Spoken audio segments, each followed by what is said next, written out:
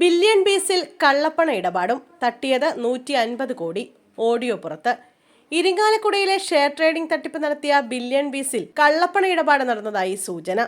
ഉടമകൾ ഇടപാടുകാരോട് കള്ളപ്പണം വരുന്നതായി വെളിപ്പെടുത്തുന്നതിന്റെ ഓഡിയോ പുറത്തു വന്നു. ബില്യൺ ബീസ് ഉടമയായ സുബിൻ ഇടപാടുകാരനോട് കള്ളപ്പണത്തെക്കുറിച്ച് പറയുന്നത് ഓഡിയോയിൽ കേൾക്കാം. ഒരാഴ്ചയ്ക്കുള്ളിൽ പണമെത്തിക്കാമെന്നും തൃശൂരിൽ പോലീസ് പരിശോധന ശക്തമാണെന്നും ഓഡിയോയിൽ സുബിൻ പറയുന്നുണ്ട്.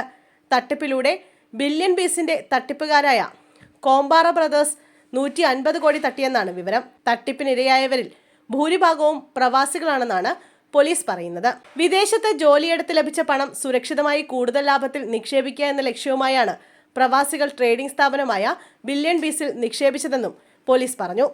ക്രൈംബ്രാഞ്ചാണ് കേസ് അന്വേഷിക്കുന്നത്. ആർട്ടിഫിഷ്യൽ ഇന്റലിജൻസിന്റെ സഹായത്തോടെ ട്രേഡിംഗ് എന്നതായിരുന്നു സ്ഥാപനം മുന്നോട്ട് വെച്ച ആശയം.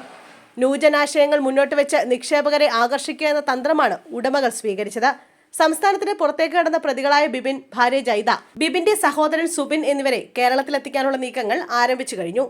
2019 ഇരിങ്ങാലക്കുട സ്വദേശി ബിബിൻ കെ ബാബു, സഹോദരങ്ങളായ സുബിൻ, ലിബിൻ എന്നിവർ ചേർന്ന് ഇരിങ്ങാലക്കുട വിശ്വനാഥപുരം ക്ഷേത്രത്തിന് സമീപം ബില്യൺ ബീസ് എന്ന പേരിൽ ധനകാര്യ സ്ഥാപനം തുടങ്ങുന്നത്. 1,95,00,000 രൂപ നിക്ഷേപിച്ച ആളുടെ പരാതിയിലാണ് ഇരിങ്ങാലക്കുട പോലീസ് ആദ്യം കേസെടുത്തത്.